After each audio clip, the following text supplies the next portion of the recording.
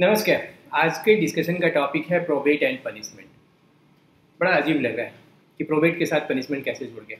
अभी कुछ दिन पहले मेरे एक व्यूअर ने मुझसे क्वेश्चन पूछा कि कोर्ट जब ये डिसाइड कर लेती है कि प्रोबेट दिया जाए या लेटर ऑफ एडमिनिस्ट्रेशन इशू किया जाए एग्जीक्यूटर के या एडमिनिस्ट्रेटर के फेवर में, तो क्या क्या कंडीशंस पुट करती है।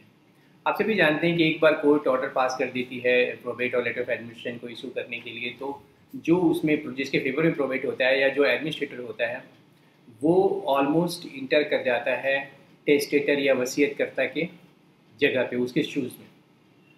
और उसकी ये जिम्मेवारी होती है कि विल में जो जो चीज़ें लिखी गई हैं उसको वो पूरा करे और उसके प्रॉपर्टी का डिस्ट्रीब्यूशन, टेस्टेटर के प्रॉपर्टी का डिस्ट्रीब्यूशन उसके अनुसार हो।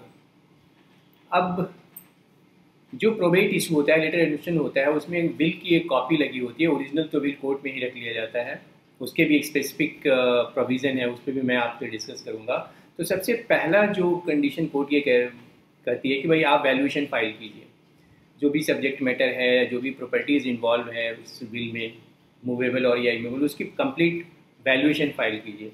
कई बार ये वैल्यूएशन करने की जिम्मेवारी कोर्ट अपने रजिस्ट्री को दे देती है या फिर एडीएम ऑफिस या डीसी ऑफिस जो होता है वहाँ भेजा जाता है, एसडीएम ऑफिस भेजा जाता है कि भाई आप इसकी प्रॉपर्टीज़ जो इन्वॉल्व है प्रोबेट में और लेटर ऑफ एडमिशन उसकी वैल्यूएशन करके बताइए। तीसरी बात जो होती है उसमें कि उसको जो प्रोबेट जो एग्जीक्यूटर होता है या जो एडमिनिस्ट्रेटर होता है उसको एडमिनिस्ट्रेटिव बॉन्ड भरना होता है, या कई बार सिक्योरिटी बॉन्ड भी है। कोर्ट मांगती है कि भाई आप एक स्पेसिफाइड टाइम में, 1 महीने के 2 महीने के टाइम, जो भी कोर्ट इशू उस पीरियड में आप फर्निश कीजिए एडमिनिस्ट्रेटिव बॉन्ड और सिक्योरिटी बॉन्ड। उसके बाद जो तीसरी बात है जो सबसे इम्पॉर्टेंट है उसमें यह है कि पूरे प्रॉपर्टीज़ का जो एक इन्वेंट्री बनाकर 6 महीने के अंदर अंदर कोर्ट में फाइल करना होता है।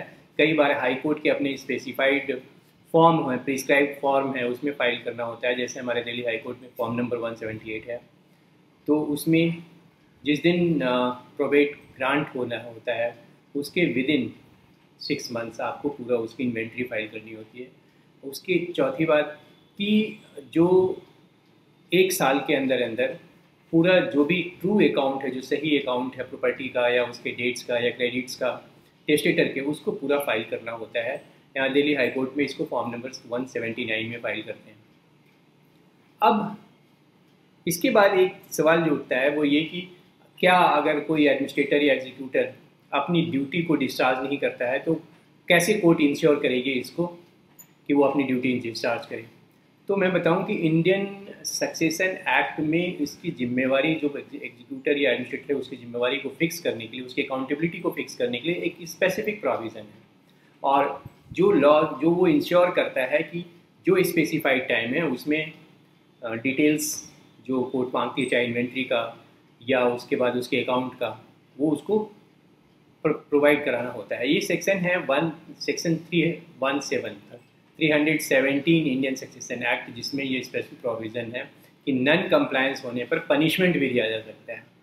अगर 1 महीने के अंदर एग्जीक्यूटर या जो टाइम स्पेसिफाइड दिया जाता है उसको उसके अंदर वो ट्रू एस्टीमेट नहीं फाइल करता है, उसको फाइल करना होता है उसके पूरे डिबेट, पूरे डेट और या पूरी इन्वेंट्री फाइल करनी होती है। उसी तरीके से जो उसके अकाउंट्स, जो पूरा अकाउंट्स निकलता है टेस्टेटर के प्रॉपर्टीज़ का या उसके डेट्स एंड क्रेडिट्स का, उसको वो फाइल करना था। और अगर हाई कोर्ट में तो एक जो प्रिस्क्राइब फॉर्म होता है उसी में फाइल करना होता है। अब ये पनिशमेंट का भी प्रोविज़न है 317 इंडियन सेक्शन एक्ट में। उसमें पहला तो ये है कि अगर एग्जिबिट नहीं किया गया है पूरे इन्वेंट्री को प्रॉपर वे में और विद इन स्पेसिफाइड टाइम, तो सेक्शन 176 आईपीसी के तहत उसको पनिशमेंट मिल सकता है। और ये पनिशमेंट 1 महीने की इम्प्रिजनमेंट और फाइन होता है। अगर कोई एग्जीक्यूटर या कोई एडमिनिस्ट्रेटर ने गलत अकाउंट फाइल किया है, कोई गलत अकाउंट फाइल किया है उसके या गलत इन्वेंट्री फाइल करी है, तो उसको 193 इंडियन पीनल कोड के तहत पनिशमेंट दिया जा सकता है। इसमें तो सजा का प्रोविज़न 7 साल तक का है।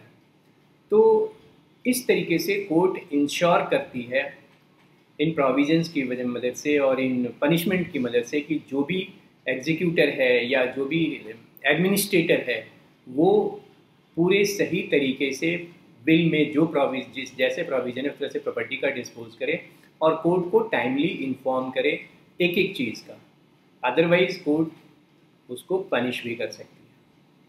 तो ये एक नया क्वेश्चन था और नया एस्पेक्ट था, और ये बहुत मुझे फ़ायदा होता है कि मेरे व्यूअर्स मुझसे क्वेश्चन पूछते हैं तो मैं उनके पर्टिकुलर उस क्वेश्चन का एक जवाब विथ लीगल प्रोविज़न डिस्कस करता हूँ।